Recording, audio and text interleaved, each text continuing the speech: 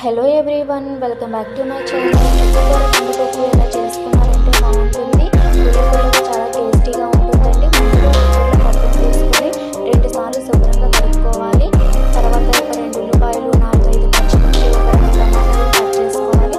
మనం కడుక్కున్న పప్పులో పప్పు వరకు వాటర్ వేసుకొని మనం కట్ చేసుకున్న ఉల్లిపాయలు, పచ్చిమిర్చి, టమాటాలు కూడా వేసుకోవాలి. తర్వాత కొంచెం పసుపు, కారం, కొంచెం నూనె కూడా వేసుకొని కుక్కర్ మూత పెట్టుకోవాలండి. తర్వాత స్టవ్ ఆన్ చేసుకుని స్టవ్ పైన పెట్టి ఒక 3 to 4 విజిల్స్ వచ్చే వరకు ఉడికించుకుంటే మెత్తగా ఉడికిపోతుంది. తర్వాత ప్రెషర్ పోయిన తర్వాత కుక్కర్ మూత తీసి మనకు రుచికి సరిపడే సాల్ట్ కూడా వేసుకొని మెత్తగా స్మాష్ చేసుకోవాలండి. ఒక 2 to 3 minutes అలాగే స్టవ్ పైన ఉంచి కలుపుతూ ఉండాలండి. తర్వాత స్టవ్ పైన కడాయి పెట్టుకొని ఆయిల్ వేసుకొని పోపు పెట్టుకుంటే చాలా బాగుంటుందండి. చాలా టేస్టీగా ఉంటుంది. మినపప్పు, పచ్చనపప్పు, ఆవాలు, జీలకర్ర, ఎండుమిర్చి, కరివేపాకు, వెల్లుల్లిపాయలు వేసుకొని పోపు పెట్టుకుంటే చాలా టేస్టీగా